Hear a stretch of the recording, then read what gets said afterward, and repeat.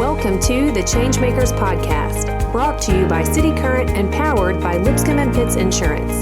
This show shares personal stories and insight from those who are giving back and making a difference, so we can learn and do the same. We cover life lessons, business advice, passion, and purpose. Now here's our host, Jeremy Park. Welcome to the ChangeMakers podcast. I'm your host, Jeremy Park.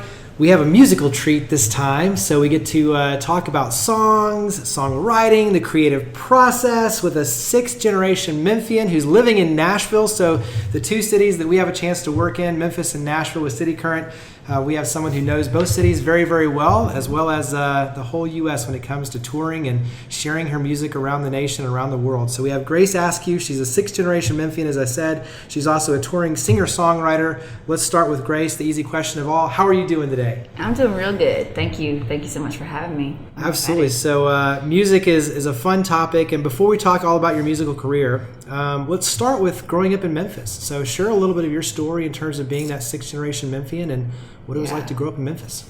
Well, I'm a highway child. You know, I feel like I grew up to the sound of the highway at night. And out in the country, there was nothing out there but the interstate. You know, that's how we were accessible.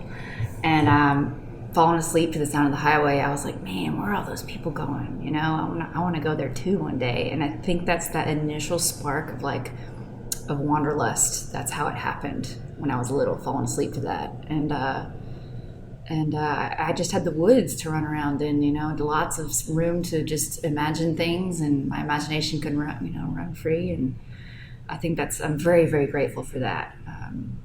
And just a very supportive, encouraging, artistic family for sure. Talk about brothers, sisters, family. How large of a family? I'm a middle of three, Freudian black sheep. No, I'm just kidding. But I have an older sister, 6 years older, and a younger brother. We're only 18 months apart, so like Irish twins. But my sister was an opera major, actually here in Vanderbilt. So I grew up with this sister who was theatrical and sung, and I wanted to be something like that, the cool older sister. So I think I started taking voice lessons at a really young age, and then I picked up guitar at 13, and that's where I found like my gift, like the way I could stand out. And then, but I'd always been a writer first and foremost before the guitar came to the picture. And my parents, like I said, they were just always playing music in the house. No musician parents. I'm a first generation musician. I grew up with like designers and interior designers and engineers and architects. So always creative artistic. In different places, right? Absolutely, yeah, no doubt. So they could appreciate what I was going for. They could appreciate my dreams. So with an older sister doing opera, where did your musical influences come from? I never know how to answer that because I always listened to old music. I never liked what was on the radio when I was growing up. I always liked like the old soul kind of music, like the old New Orleans singers, like Clarence Frogman Henry, and I loved Harry Nilsson. When I heard everybody's talking, I knew I wanted to do music at 9 years old. And was that through your parents or just from outside influences, or where were you exposed? Yeah, I mean, they would play music in the house, and I remember it was actually the Forrest Gump soundtrack came out, and it was like, I was 9, I guess, and I just listened to that on repeat for months and months and months, and that's how I discovered Aretha Franklin, and I just latched onto it. So, what about your brother? Music at all, or close? No, he's an insanely smart designer. He's in San Francisco. He's got his own startup right now, actually. So insanely smart, and all of us kids, we're just like taught to be driven and to not just rest on our laurels, if you will. Even though we come from a pretty like normal middle class kind of background, we weren't spoiled to live this life of like, okay, I guess I'll wait around for things to happen. We were just always taught to be successful. I guess that's because of the entrepreneurial spirit of my dad. He started his own engineering firm at 36, and he's a freaking gladiator of business in Memphis. So that's what I'm really grateful for. And I would think music too. I mean, there's definitely the creative, but there's also the entrepreneurial side in the sense that you can go out and build your own audience and career, and you can do it yourself. And so you can be an entrepreneur as a musician, much more so than like an actor or something like that. Totally, yeah. I think a lot of the misconceptions happened after my first record at like 21 being released. You think back then I thought, I released a record now I'm going to make it. You know, I just didn't know. My parents didn't know, and it was through Ardent. It was through a great recording studio, but I just thought the ball's going to start rolling. So let's get going. And you know, that's just not how the music industry works anymore. It's just you've got to. It's a marathon. You know. So one more question, then we'll bounce to the music. Sure. Give me one kind of favorite family tradition or something. It could be around the holidays or just something that sticks out in general. But what's something that puts a smile on your face as a family tradition? Oh goodness, are we traditional? Or one thing you are fond of when you look back, of just a good memory, just kind of some family moment. Okay. I remember, of course, it's music related. Christmas Eve. I love Christmas. My husband will tell you this. I'm like already listening to Christmas music right now. But Christmas Eve, listening to Nat King Cole on vinyl with my father around the fire. Like that's the most vivid, wonderful memory I have. I love Nat King Cole. So nice. That's a good one. Yeah. That one can be like a picture too. You can paint the picture. Yeah. All right. So let's talk about music. Okay. So kind of walk us through, obviously 13, getting your guitar, and that's you kind of said you found yourself through that. Walk us through kind of writing those, your first song and how you kind of said, this is my place. So in other words, where did you start performing? Kind of give us your first legs in music.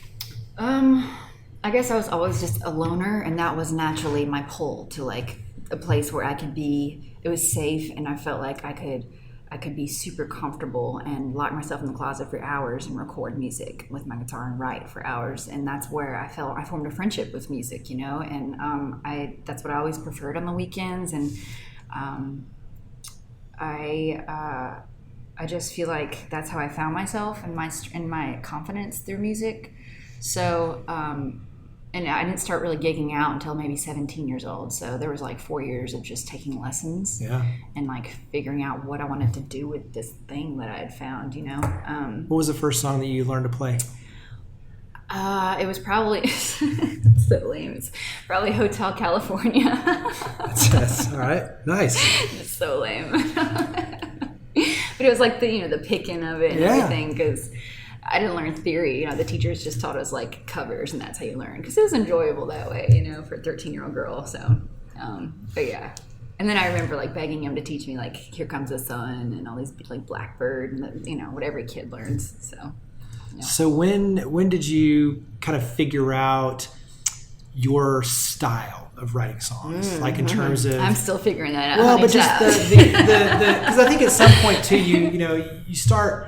Obviously, you learn to play the songs, and then you start writing your own songs, right. And then you start realizing, okay, wait a second, there needs to be the chorus and the hooks and the bridges, and there needs to be some structure to it. Mm-hmm. So then you start kind of becoming more formal with how you write the songs, and obviously then you can be more creative from there. But at what point did that kind of kick that this could be a business, in other words? Oh, okay. That's a good way to put it.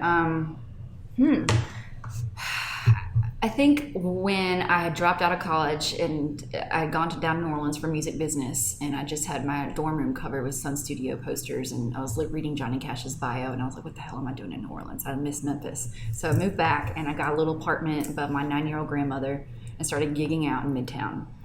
And that's when I knew I was hanging out with songwriters all the time, staying up till sunrise, playing Neil's, the Smoky Bars, P&H, all the dives. And I was like, I freaking loved it, and I knew that this was something that I had found my people. I never felt that before, not in college, not in high school. Like I'd never felt where I belonged, and that's such like an innate like human thing. You need to find your tribe, and so when I found that in Midtown Memphis, I was like, oh, this is it. So does that answer your question? Yeah. Okay. Talk about on your end, because I think it's one of those things too where it can be scary at first when you're writing, and a lot of your stuff is very personal. And so to put yourself out there in that way, but you realize too that the more you put yourself out there, the more open you are, the more of a real audience and authentic relationship you create with your audience. Yeah. Share that in terms of kind of unleashing, and is it scary? I mean, what in terms of really exposing yourself and going through your emotions and what drives your writing?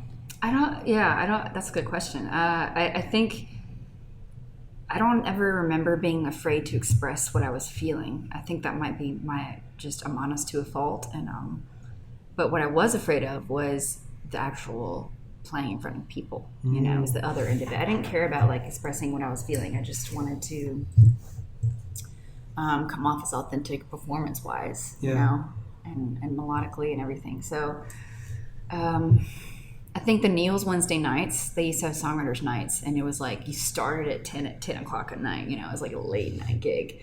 And it was through that time of like 21 to 23 where I was every night with these songwriters, and we were all testing out our new material and kind of like one-upping each other with our writing ability. That's where I really learned, okay, this song could be better, and I'm going to write that song better. You know what I mean? So it was like Star and Micey, those guys, Jeremy Stanfill, Van Duren, who just had an incredible documentary come out in his life. All those guys. So yeah, I'm really grateful for those dive bar nights.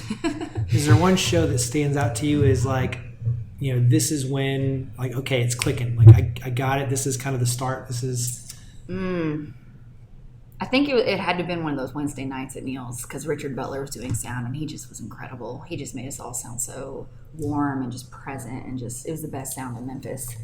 And I finally like felt comfortable, you know. It was just a really comfortable environment. How do you describe for listeners? Because I mean, your style to me, you've got the country, you've got the bluegrass, you've got blues, you've got some rock. I mean, you cover a lot of genres. How do you describe your music? I am going to, I've had to recently come to terms with, I'm just going to say it's Americana, because I haven't been able to, I wasn't okay with that for a long time, because it's such a, it's become kind of a commodity, you know, especially in Nashville. Everyone's looking like they're from the Civil War or something, dressing in these freaking, you know, whatever. And there's a look to it, and it's just too much. Like, I feel like I've been writing that kind of music for so long that it's just, and now it's turned into this thing that I wasn't okay with it. It's but being for now, commercialized. let's just say Americana. Gotcha. Okay, fair enough. When you talk about your creative process, we're talking off mic about, you know, does it start with the writing and more kind of the poetic side, paper first, and then putting the melody and the music to it? Or is it one where the two go together, whereas you're playing guitar, you're writing the songs? Talk about your creative process. Actually, just I do a weekly newsletter where I talk about, and I talked about it last week, but it's kind of a morning routine that I stick to, and it kind of triggers, and it kind of prepares my mind to be creative. And it's just so locked in now that by the time 10:30 rolls around, I'm ready to write. So usually I have my guitar. I have to have my guitar most times, or piano. There's a little upright piano in the building, actually. But I just feel like I'll just get going with some random word. I might just look at like this poster, there's a random word on it, and I'll say, okay, let's just try that word. So I like grabbing things from around me, and I don't like staying too much in here, if that makes sense. I even have an app where I just look at a random list of words, and I just pick words and make a sentence out of them. So, and then other days it's totally different. It's like I never know how the muse and the creativity is going to hit me, but I just stay open. I know that as a songwriter, you probably get asked a lot, just as you're writing songs, is that song about you or is it about somebody else? Yeah, or like, you know, it's hard not to get personal. I was personal. about to say, so how do you answer those sort of where it's like, I'm telling a story, but it's not about me. It's not about somebody else. How do you answer those kind of questions? I'm like I've already said it once, like I'm honest to a full. I don't give a about being like, this is about me. Like, I have a song called The Other Woman. Like, that's a pretty brutally honest time in my life. Like, awful thing, you know, to write about. But it's what I want that vulnerability to be shared, because it's only in those shared vulnerabilities that there is power.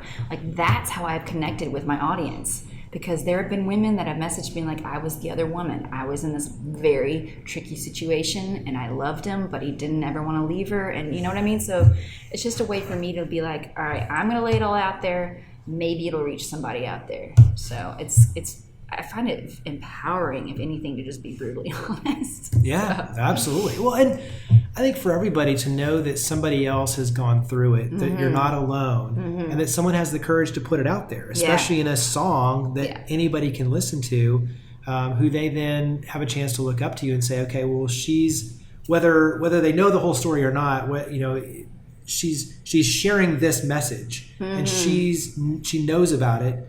that means I can go through this same experience Yes. and survive and come out with hope as well. Yes. And And there's they will power not be in that. left in the dark. Right. There will be other people out there who can connect with what they have to say. So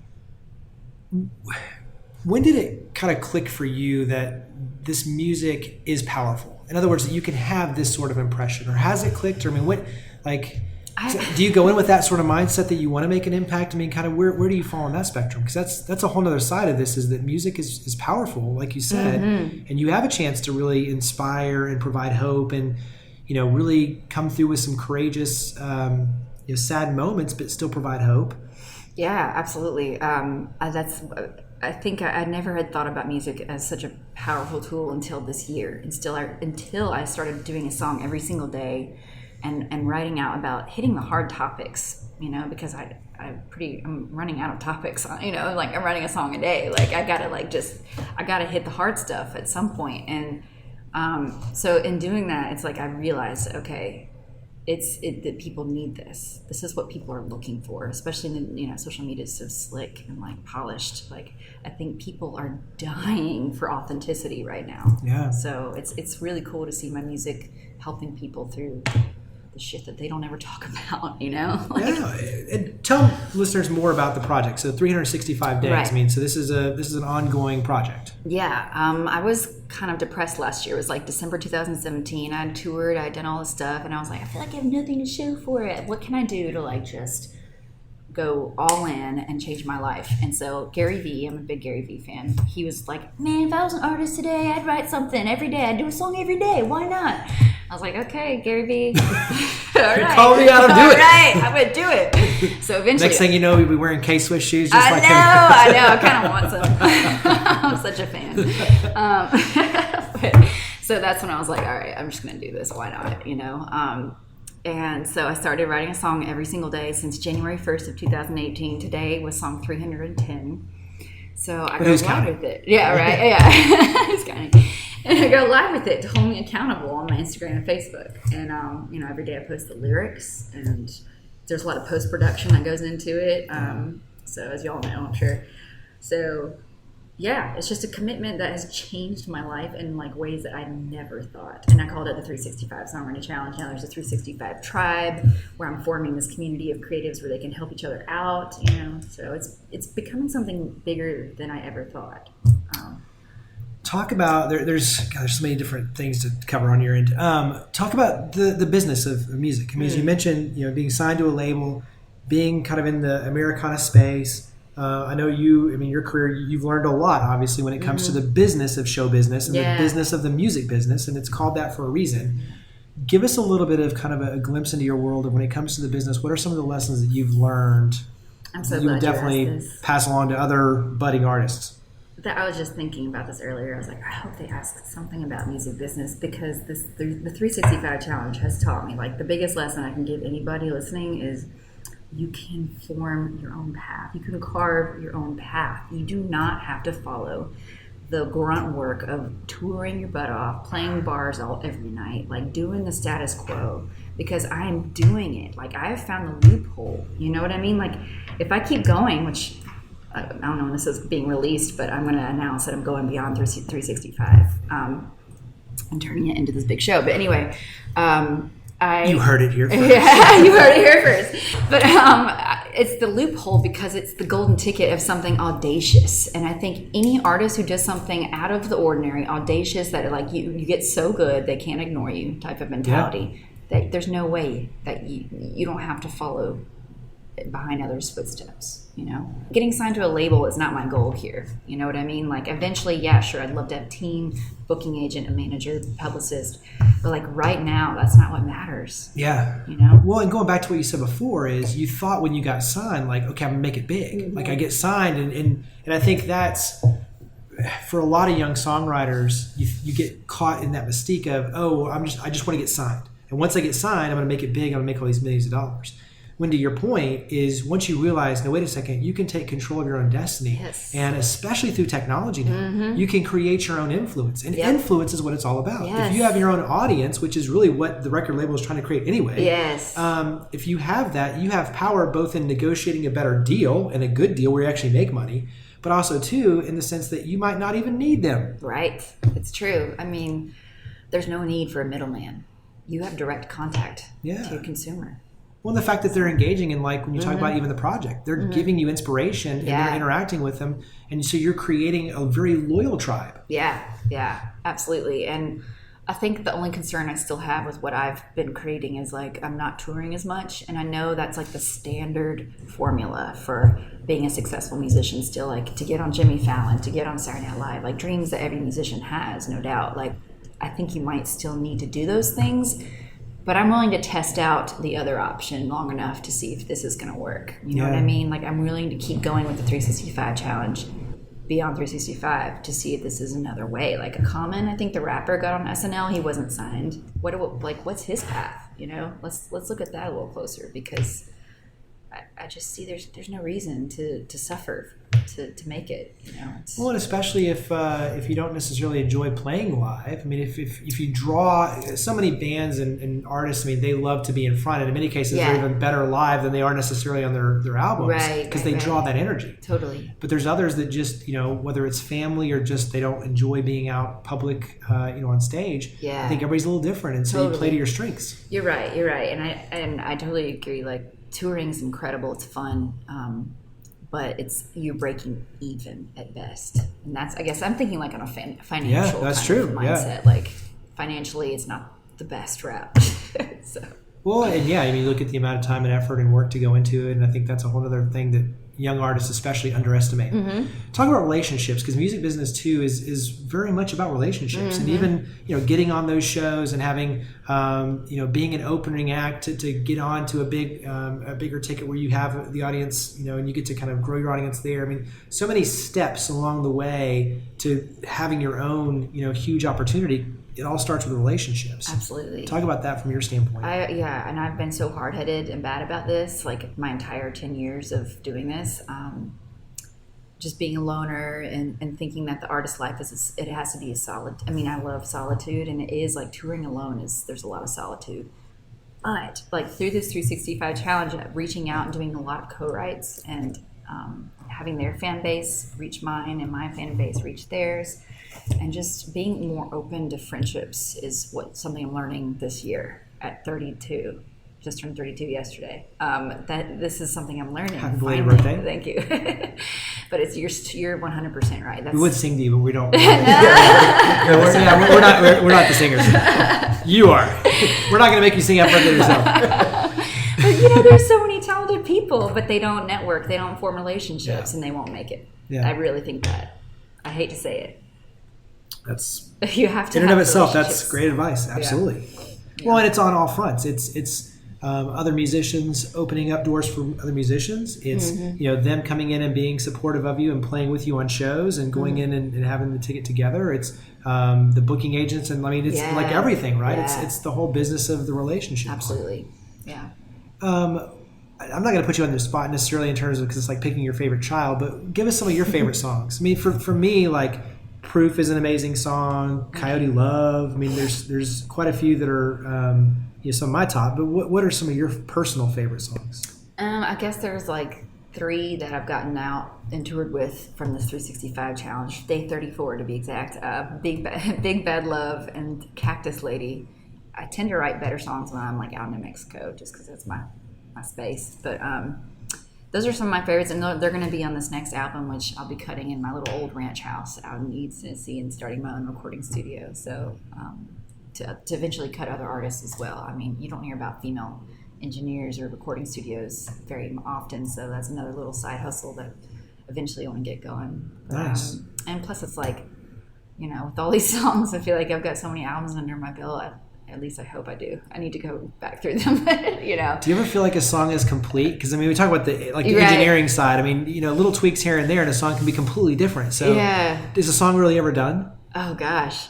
Yes. I like closure. I like to be a closer. At this point in my life, yes. I hate stewing over. Like, when I do my co-writes, I text them. I'm like, okay, just a rule. Before we write this song, we have an hour time cap, and then we go live with it. Because there is no point in stewing over a song. Like, I feel like just let it go. If it was meant to just happen, and just let it be that way. So I don't know if that answers your question. Yeah.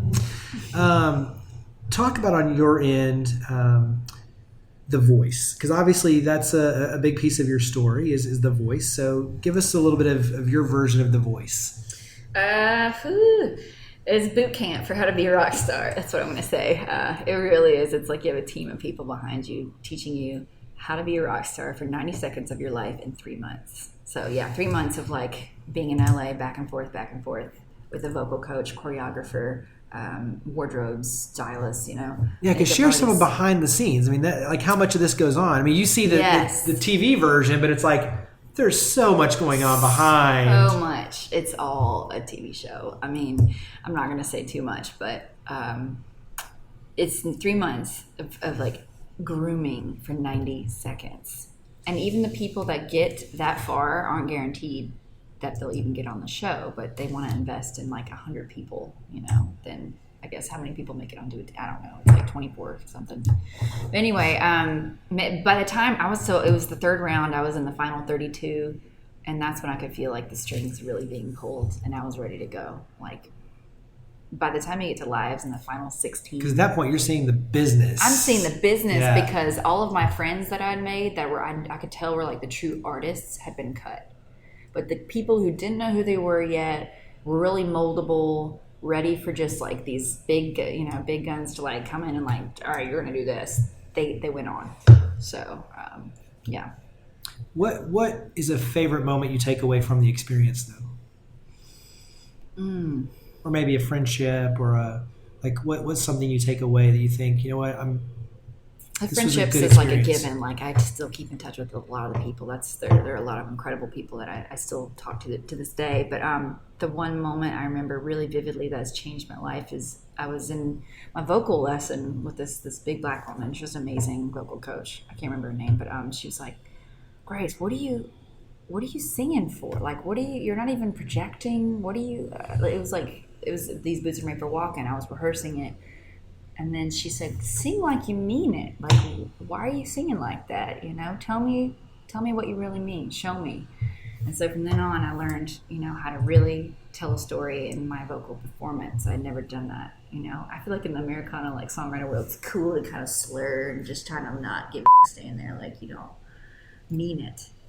But the voice taught me like so much confidence in my delivery. So there's a difference between being a singer-songwriter and being a performer. Mm-hmm. And I think that's exactly kind of what you're alluding to is it's one thing to write songs and even be able to record them and put them out in the comfort of your home or a studio and there's a safe place. Totally, yeah. But then to your point, to step on stage, and especially with a TV show where you've got to entertain, now you have to be a performer. Totally. And that's a whole different, that can be you're definitely out of your comfort zone, out of your element, but I think that's a whole other side of that business where, okay, you do have to blossom. But I think in a way, though, that sort of kind of inner turmoil or whatever, that struggle, once you come out of it and you realize, okay, to your point, I can do this. Yeah. I can find myself and my passion and I can put this through. Yeah. It just makes you stronger. Totally. And it makes you pull in the audience even more. Totally. I'm so blessed. I mean, I feel very grateful for that lesson because I don't know that many songwriters ever will learn that. I feel like they're taught tell a really good story, but I don't know that many songwriters know how to deliver it. So the other thing too, has that come through even with now the way you record? In terms of being able to push that energy through and share even more emotion through your voice. Totally. I mean, I feel like I finally found my own specific little brand of vocal, styling. That's mine. It's totally mine. And I don't, technically it might not be correct, the way I sing. I'm a little bit growly, gritty, whatever. But I'm happy that I found a style that's my own. So, what's one of your favorite shows you played? God. Just make this any top random one, so you don't necessarily have to pick and choose specifically. But top random one off the top of my head is in opening for Leon Russell in Jackson, Mississippi at Dueling Hall. That was he passed away like 2 months later. But I didn't even get to meet him, but it was just, you could feel the energy. He was the most inspiring performer to see. So that was, and I just, played like 5 songs before he came on, but it was cool. It was exhilarating. Who's been someone that you've been able to meet through music that you either looked up to as a child, or someone that you thought, wow, this is really cool? I'm actually co-writing, about to do a little EP with one of my musical heroes, Mike Doty, who I remember getting his like underground like rough cuts in Brooklyn when I was 17. Like, he was the hot artist. All the cool people listened to Mike Doty in Brooklyn, and he just moved to Memphis 2 years ago, and I was like, holy crap.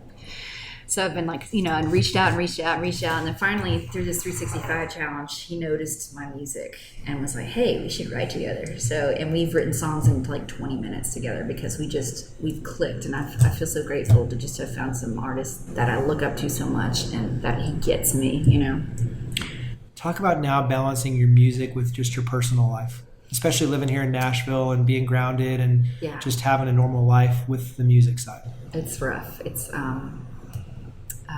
I guess because I'm sober now. So I got sober because of the 365 challenge, not because of rock bottom. We all get off at different levels of the elevator, as my father told me. But, I just thought I didn't want to drink and do the 365 challenge just to honor that, just to say there's nothing that I want to get in the way of this. So that being said, it's rough to go and book myself and play these like 10 o'clock slots. So I said, all right, then I just won't. Then I won't play out.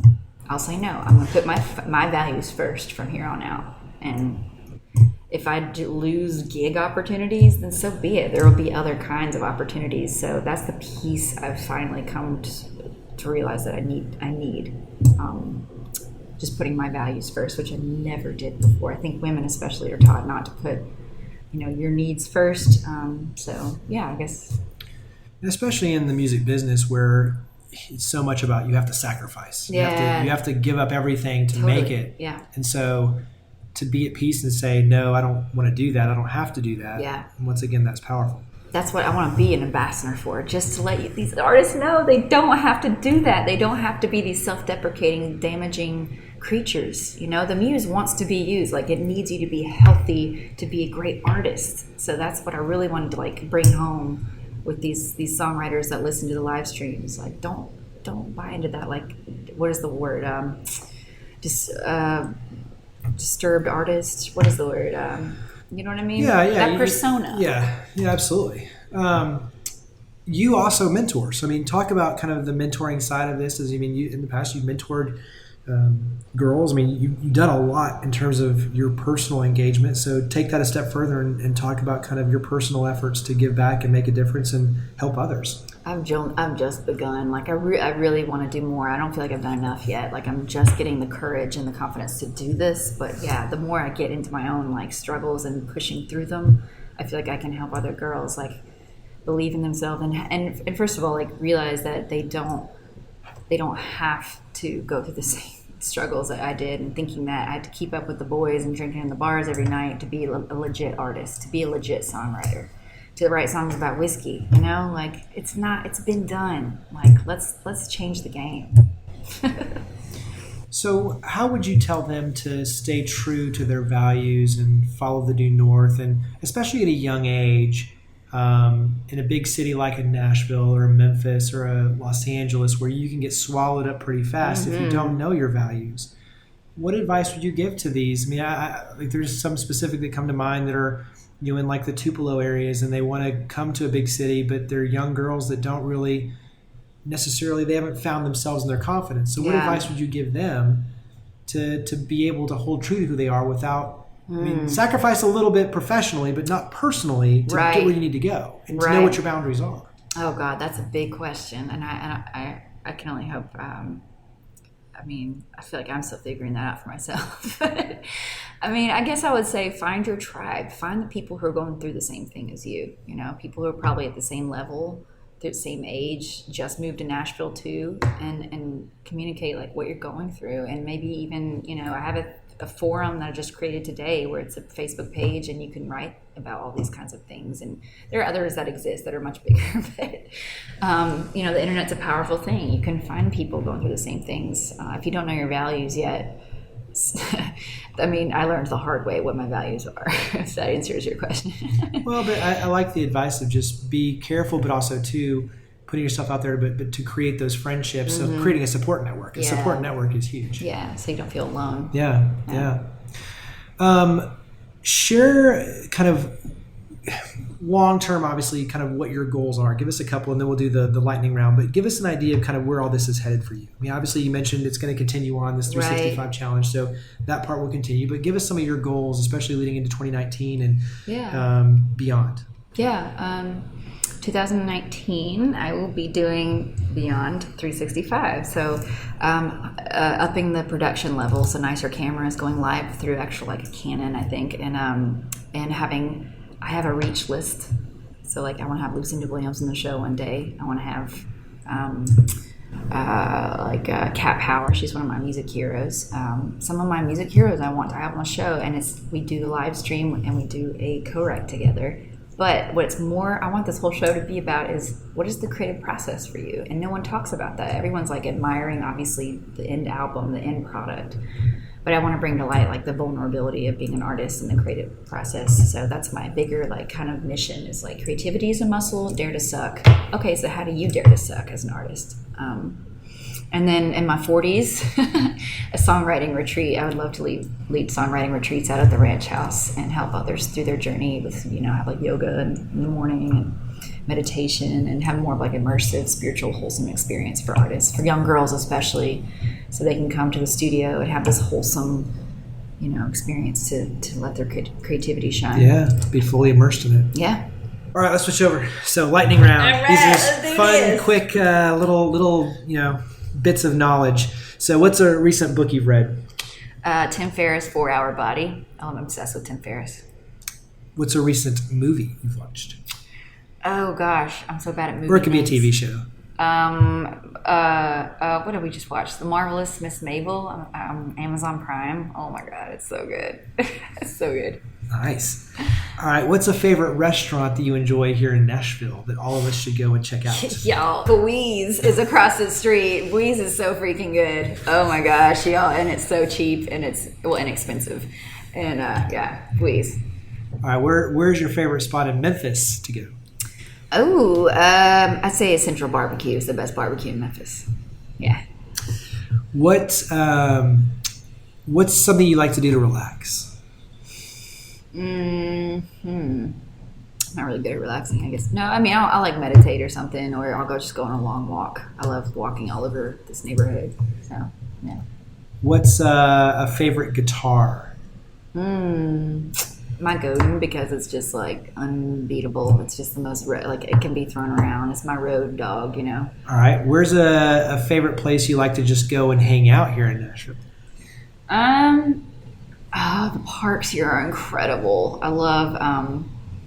We're right by Bicentennial, but like Centennial Park is my favorite. I think I don't go there enough actually. So, and libraries. I'm a library nerd, book nerd. Nice. Yeah. All right. Where do you like to go outside of Memphis and Nashville? Like, give us a favorite vacation spot. Santa Fe, New Mexico. It's where we got married. It's where we will retire. And we're actually going there for December for New Year's Eve and to end out the 365 challenge. So, yeah. I know this is a little bit of a detour off the rapid fire, but share a little about your husband and meeting your husband. Oh, so my husband's a lawyer. It's so refreshing. I'll say, I think it's a neat twist because it's like you have singer, songwriter, musician, and you have husband who's a lawyer. Right. No, I had a friend set us up. So it's always a great way to meet somebody, I feel like. And I wasn't looking, and that's always when it happens. I was just like, sure, whatever. I'll just, let's have fun. And I don't know how much I was supposed to say. Yeah, our first date was amazing. And I just we just had fun as friends, as the first 5 days, and then he just swooped in and was very persistent and confident, and I'd never had that. I always dated these insecure, sensitive musicians. But that's great news for all the the guys who are the working hard professionals who think, I want to marry a singer songwriter musician like the rock star. Yeah. It can't happen. It's proof it can't happen. Lawyers can marry rock stars. It is such a good balance. I highly recommend it. It's very stabilizing. All right. So one kind of fun tradition that you two have? Like it could be just a night out, or what's something that you two share together? It's a fun moment. We don't go out much anymore. We're like old people, but we love going to the gym together. Actually, we're just like, we like our mornings together. We have like these set morning routines, and going on long walks in the morning. God, we sound so old. But yeah, that's. Well, I mean, you are in your 30s. I know. 32, man. I'm already in my 40s. You kidding me? And cooking stuff, just normal, boring things.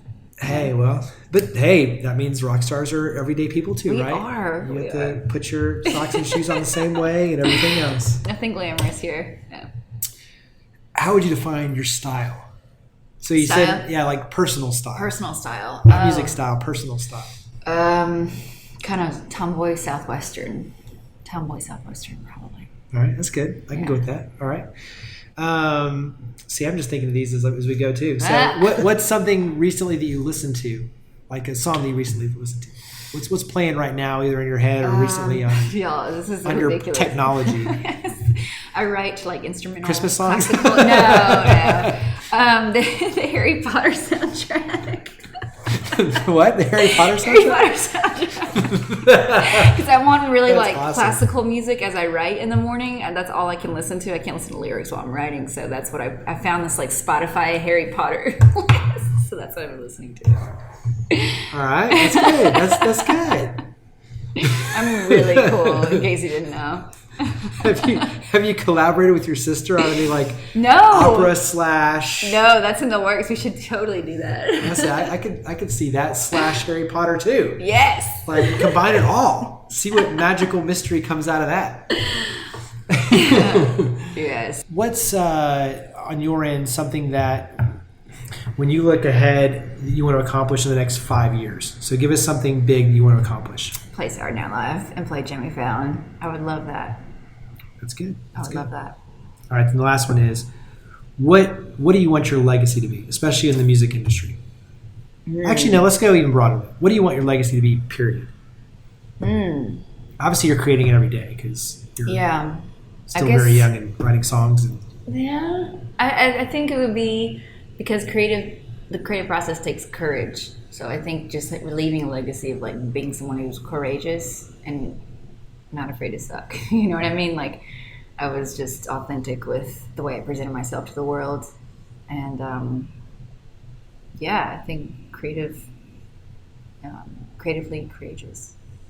That's a good quote. Creative. Yeah, I was about to say that's a good quote right there. Or album. There's your Yeah, album right there. yeah, See, so you answered two questions in one. Boom. I do have one other one though.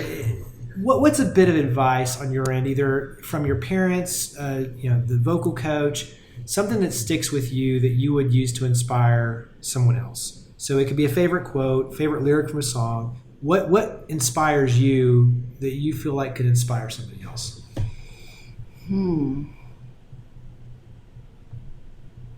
I guess just what keeps me moving forward, no matter what's going on, is you just never know. Like, you never know who will be at that show.